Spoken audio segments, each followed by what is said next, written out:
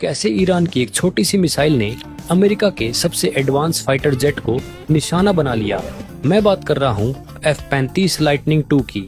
वो जेट जिसे बनाने में अमेरिका ने $100 मिलियन से भी ज्यादा खर्च किए, मतलब लगभग 800 करोड़ रुपए हर एक जेट पर। वो जहाज जो रडार से छुपने में इतना माहिर है कि रूस के सबसे महंगे डिफेंस सिस्टम भी इसे सही से ट्रैक नहीं कर पाते। तो सवाल ये है, इतना एडवांस्ड होने के बाद भी ये कैसे ईरान के चंगुल में फंस गया?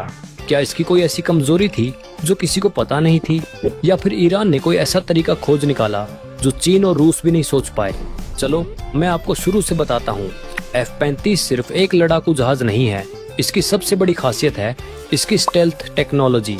इसकी बॉडी शेप इस तरह बनाई गई है कि रडार सिग्नल्स इससे रिफ्लेक्ट होकर वापस ही नहीं जाते। यानी इसे डिजाइन ही इसलिए किया गया था कि ये रडार की नजरों से बचकर दुश्मन के इलाके में घुसे, एयर स्ट्राइक करे और चुपचाप वापस आ जाए। पिछले 8 सालों से किसी भी मिसाइल या हथियार ने F-35 पर एक खरोंच तक नहीं लगाई थी, एक बार भी नहीं। तो फिर अचानक क्या हुआ कि ईरान इसे ट्रैक कर पाया?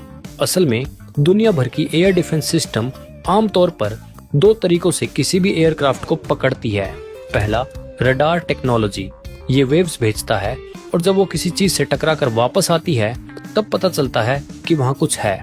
दूसरा, हीट डिटेक्शन, यानी गर्मी को पकड़ना। हर एयरक्राफ्ट का इंजन बहुत गर्मी छोड़ता है और कुछ सिस्टम उसी गर्मी को डिटेक्ट करते हैं। अब F-35 रडार को चकमा देने में तो एक्सपर्ट है, लेकिन पिक्चर अभी बाकी है मेरे दोस्त, क्योंकि असली कहानी यहीं से शुरू होती है। F-35 में प्रैट एंड विटनी F-135 नाम का एक सिंगल इंजन लगा है। ये दुनिया के सबसे पावरफुल फाइटर इंजन्स में से एक है। लेकिन भाई, जो चीज जितनी पावरफुल होगी वो उतनी ही ज्यादा गर्मी भी पैदा करेगी, और यही हीट F-35 की सबसे बड़ी कमजोरी बन गई। अब आते हैं सीधा 19 मार्च 2026 की रात पर। सेंट्रल ईरान के आसमान में ईरानियन डिफेंस नेटवर्क ने रडार पर भरोसा करने के बजाय इंफ्रारेड सर्च एंड ट्रैक यानी IRST सिस्टम का इस्तेमाल किया। ये सिस्टम रडार की तरह सिग्नल नहीं भेजता, बल्कि चुपचाप आसमान में गर्मी के निशान ढूंढता है, और यहीं F-35 बुरी तरह जाल में फंस गया। IRST ने उसके इंजन से निकल रही भयंकर हीट को डिटेक्ट कर लिया। मजे की बात यह है कि ये सिस्टम खुद कोई सिग्नल नहीं छोड़ता, इसलिए F-35 के पायलट को भनक तक नहीं लगी कि उसे ट्रैक किया जा चुका है। अब बात करते हैं उस हथियार की जिसने बवाल मचा रखा है। कई रिपोर्ट्स दावा कर रही हैं कि इस अटैक में 358 मिसाइल, जिसे कुछ जगह SA-67 भी कहते हैं, का इस्तेमाल हुआ है। और ये हथियार सच में बहुत शातिर है।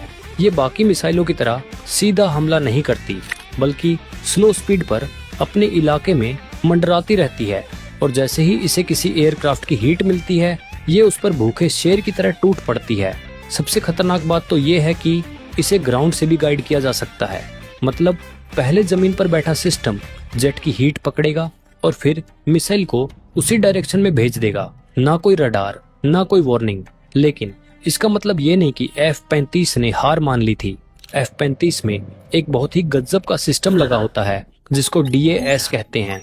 इसमें 6 इंफ्रारेड कैमरों होते हैं जो पायलट को 360 डिग्री अवेयरनेस देते हैं। जैसे ही मिसाइल ने अपनी स्पीड बढ़ाई और उसके रॉकेट मोटर से हीट निकली, DAS ने उसे तुरंत पकड़ लिया, और उसी पल पायलट के पास खतरे का अलार्म बज गया। पायलट ने तुरंत एक्शन लिया और सबसे पहले उसने मिसाइल का लॉक तोड़ने के लिए एग्रेसिव हाई जी टर्न्स लिए ताकि मिसाइल कंफ्यूज हो जाए। साथ ही उसने हॉट फ्लेयर्स छोड़ दिए।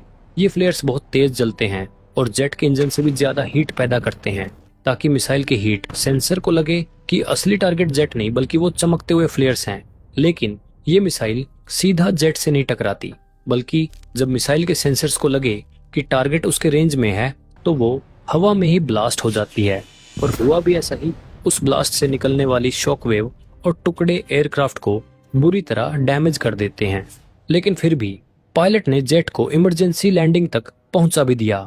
ईरान ने यही दिखाया कि हमेशा अरबों डॉलर के रडार सिस्टम की जरूरत नहीं होती। कई बार स्मार्ट थिंकिंग, सही टेक्नोलॉजी का इस्तेमाल और दुश्मन की वीकनेस को समझना ही काफी होता है। क्या अब अमेरिका को अपनी स्ट्रेटेजी बदलनी पड़ेगी?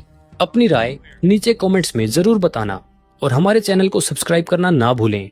मैं मिलता हूं आपसे अगली वीडियो में। तब तक के लिए जय हिंद, जय भारत।